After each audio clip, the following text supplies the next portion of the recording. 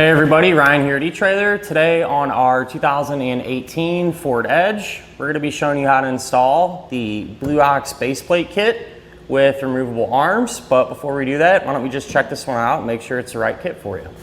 So before we kind of jump right in, I figured it'd be useful just to kind of refresh yourselves on the main parts that we're going to need to flat tow our Edge down the road in the first place. And you're going to have a total of 5 main components. First one being your base plate. And that's going to provide us with an attachment point. That way we can hook our tow bar up to it. Tow bar is going to be that second component, and this is going to be the physical link that actually connects your Ford to your RV. Third main part will be safety cables, and these are there in the event of an unlikely disconnect or to keep everything paired together. The fourth main component will be the tow bar wiring. And that's just going to transfer the lighting functions from the back of your motorhome to the back of your Edge, letting everyone know what's going on. And last but not least, the fifth main component will be a supplemental braking system.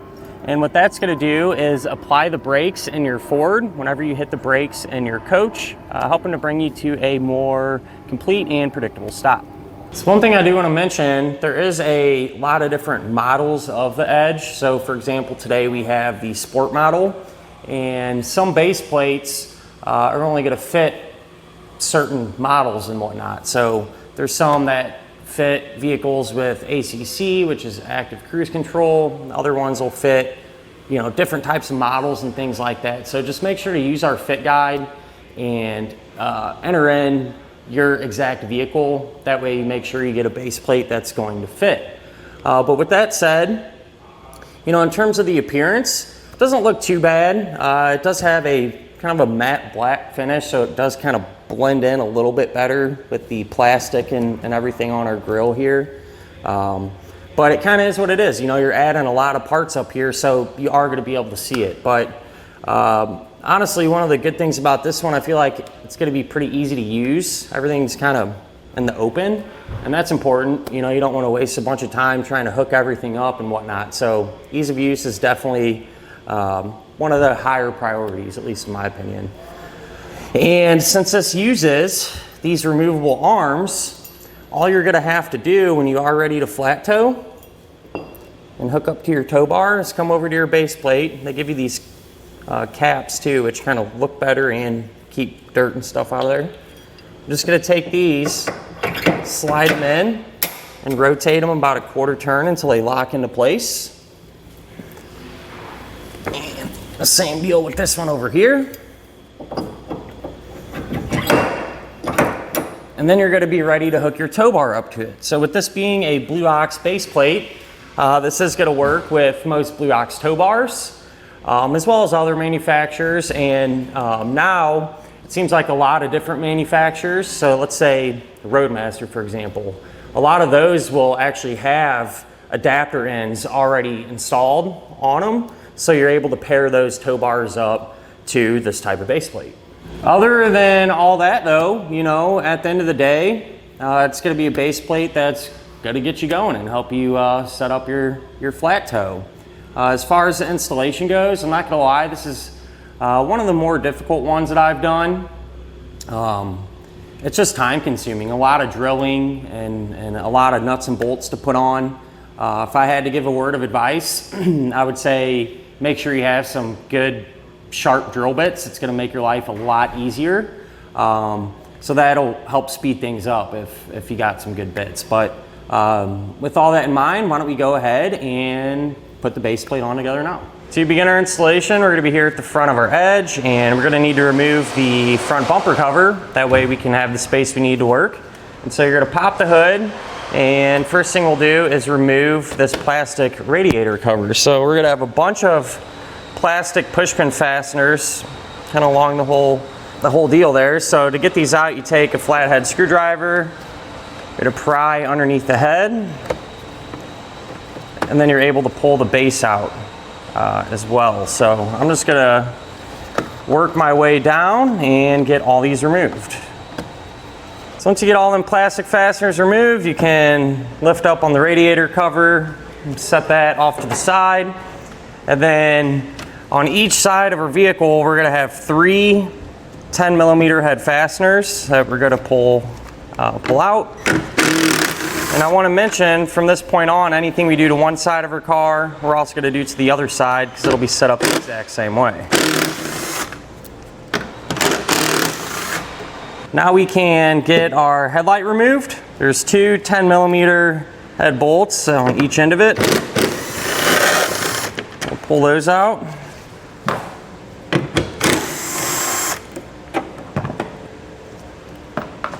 And then we can these are kind of tricky to get out. You want to push kind of back and lift up.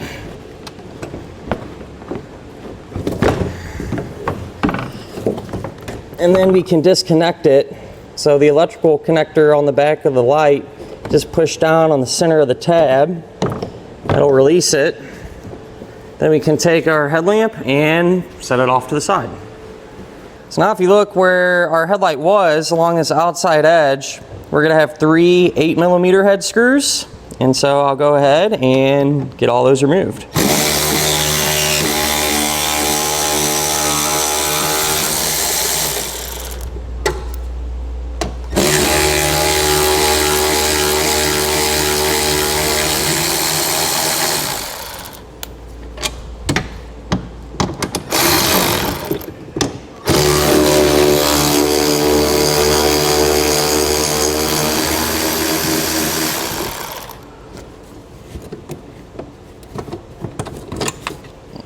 Now if you look in your front wheel well, along the front edge, we're going to have 6 5.5mm screws. And so this helps too if you turn your tires in one way or the other, gives you some more room. But go ahead, grab our socket and get all these out.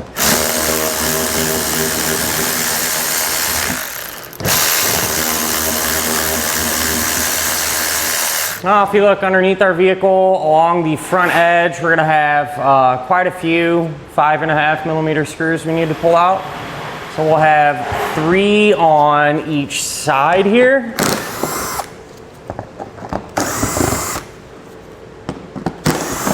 And then a total of 4 in the middle.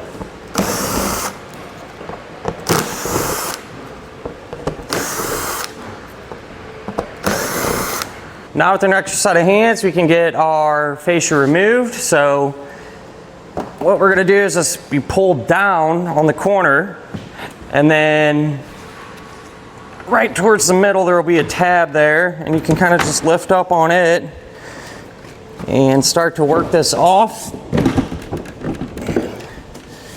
You may or may not have some electrical connectors, and in our case it looks like over here on the driver's side we're going to have a few of them. So these are kind of buried in here. Here's one of the connectors. You just push down on the center of that tab there, and then down here in the front of our wheel looks like we're going to have at least 1 or 2 more. So get them undone.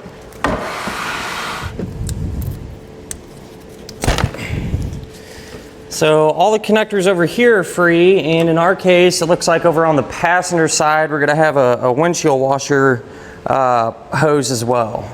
So there's our washer fluid connector there. There's a black ring, I guess you could call it. It looks like if you push down on that, it'll separate. I'll come back and plug this off, but we'll set our fascia off to the side and then come back and just put a plug on that so we don't leak all over the place. Over on our driver's side, we can cut this portion of air dam out, and your setup, could be a little bit different. It's just gonna vary if you have this ACC sensor or not.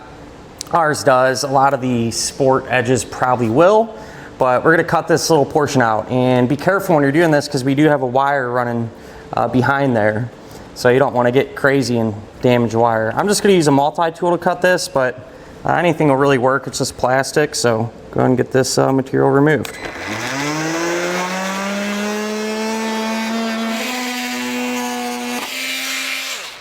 Now what we're able to do, we have this connector that goes to our ACC unit. We need to reroute it.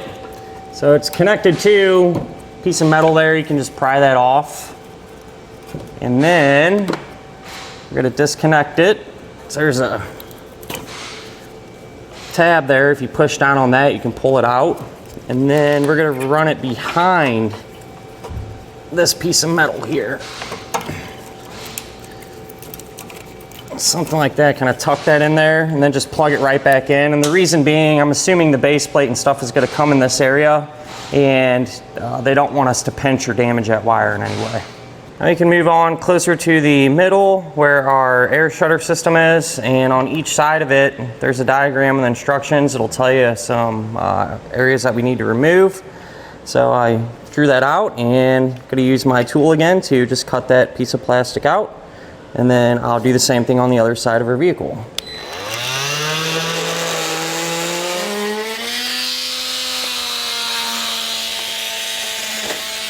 So now if your vehicle is equipped with these shutters, you need to remove the bottom two so it doesn't interfere with the base plate.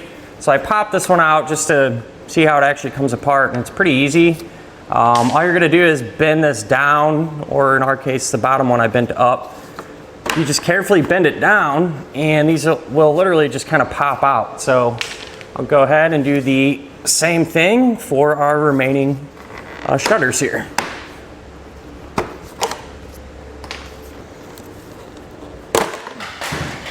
If you go up a little bit where your actual bumper beam is, there's going to be this plastic guard on it, and each end of it you need to remove some of the material there. So following the diagram, I made those marks and just use my tool to cut all that off.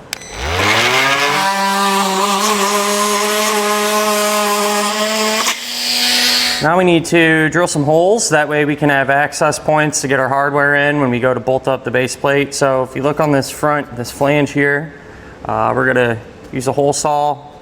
It's 1.25 inches to drill that out. I'm just gonna go kind of right in the middle there. Get the opening created.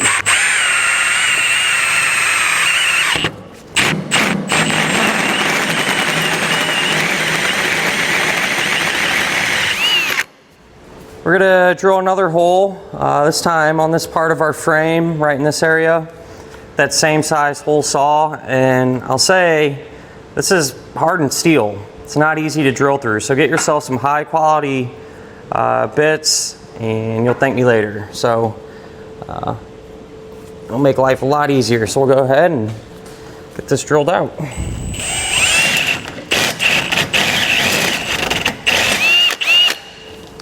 Moving down a little bit, if you look, we have a round hole there and then a square hole.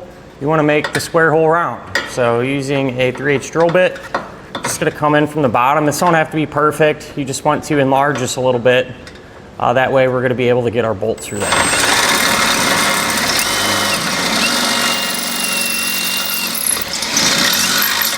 Get our base plate and start to get it together. So these are side specific. Check your instructions, make sure you got the right one. Just to give you a reference, we're working on the driver's side. And so we can set this down, and we're gonna have these Z brackets. All right, one side of the weld nuts, or on one side of it you have weld nuts, the other side will just be a blank hole. And what I suggest doing is taking the bolts that you're gonna use, which are these. You're gonna put on a split lock washer.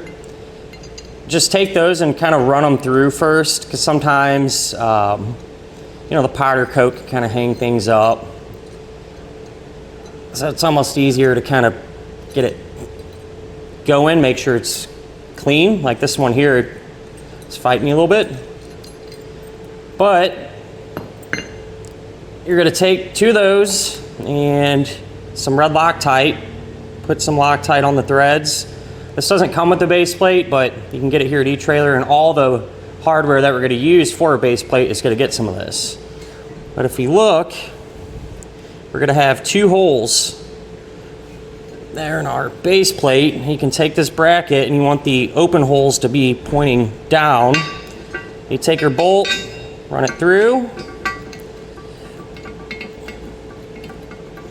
And we'll get these started.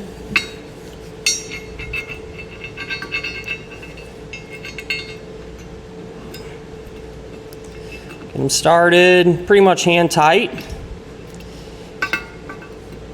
And then we can get this on our car. It's kind of easier to do this now because obviously we got plenty of space. So it'll just save us a little bit of trouble as opposed to doing this while this whole piece is on the car.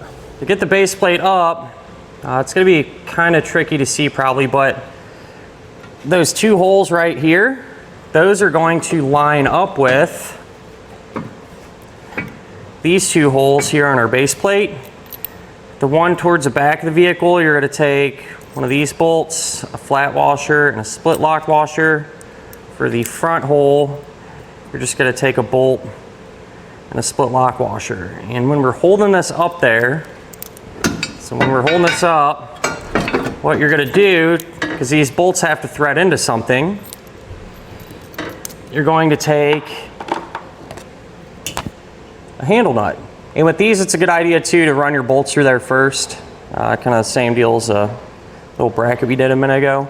So these are gonna go through that opening and line up with the holes in the frame. And you might have to bend these or get creative to get everything to line up, but that's how it's gonna work.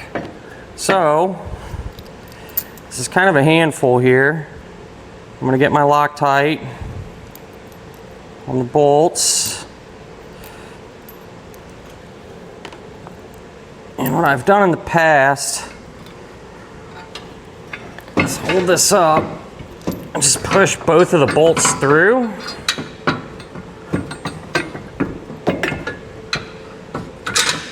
To kind of keep it in place somewhat. That's going to make it a little more manageable to get your handle nut started. Get that in there.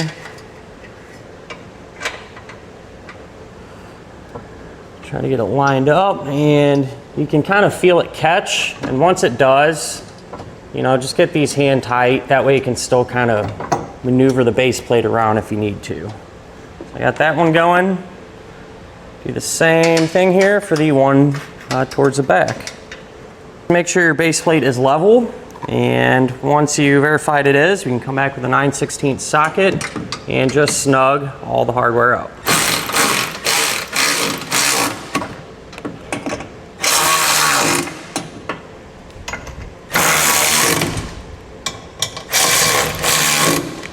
Grab the center portion of our base plate, and the ends are going to have holes in it. Those are going to line up with the holes on the side plates there. And you can kind of eyeball it. You may have to trim out a little bit more plastic. So in our case, I just cut a very fine layer off the center portion, a little more on the sides. Not a big deal. We're going to hold that in place. Get this one going over here. I'll show you over there. You're going to take these larger bolts with the split lock washer, put your Loctite on there. And run it through. And then on the back side, you're going to take a nylon lock nut and get that started hand tight. Once all those bolts are in there, we can come back with a 3/4 inch socket and wrench and snug these down.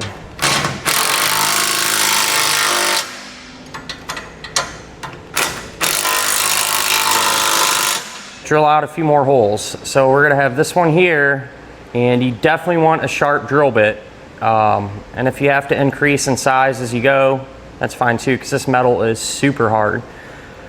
We're going to use our base plate though as a template to drill a hole through our bumper beam. That way we can get some hardware through there. So go high pressure, low speed. That's what works best for me. Some type of cutting lubricant is probably not a bad idea. And just take your time and get this hole drilled out.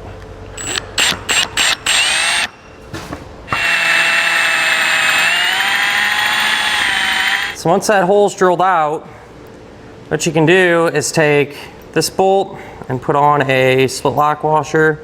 And before you put your Loctite on, take these plates and get it started again just like we've been doing, because these are really clogged up with powder coat and stuff. So clean it off so it's easy to thread in. But this bolt's gonna go through, and then you're gonna take this plate, keeping it like this, and drop it on the back side of her bumper beam, and you'll kind of just have to go off feel here. It's really tight. We are going to line this up and get it started hand tight. Now we can move down to this portion of our base plate, and where that Z bracket that we put on, we're going to use those holes as guides to drill through this portion, this little bumper horn, I guess you could call it. Thankfully, this is pretty thin metal, so it shouldn't be nearly as hard as the bumper beam. So we'll take our bit, line it up, and drill it out.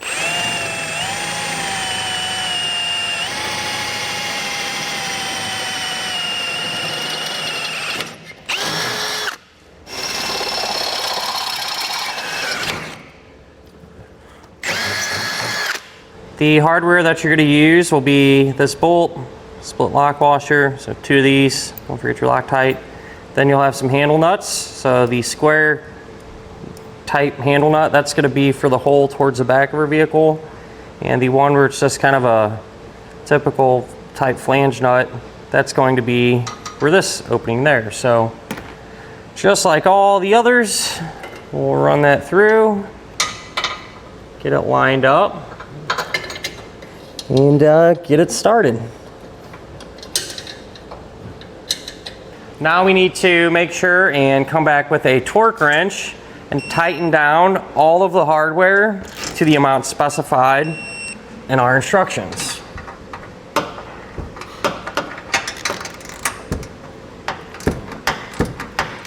With everything torqued now, we're gonna have our handles here that are still coming out. So sometimes you can just bend them back and forth and work them off. I'm just gonna take a pair of snips and cut off the extra there.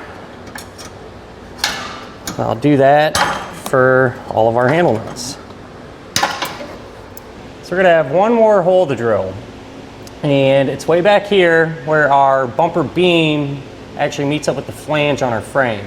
And we're just gonna drill straight through that. That way we can get one extra nut and bolt in there just to help reinforce it a little bit. So take our bit and run that through. Be careful too on this side, the driver's side. There's some wires kind of behind there.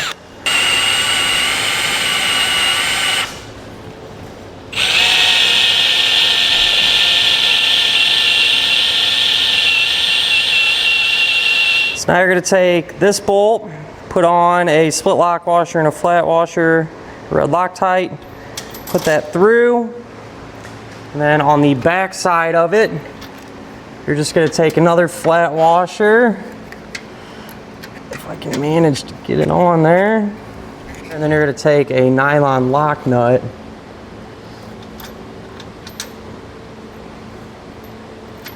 and get that started as well. Once that's in there, you want to take a 9/16 socket and wrench. We'll tighten it down, and then I'll come back with the torque wrench and torque it all.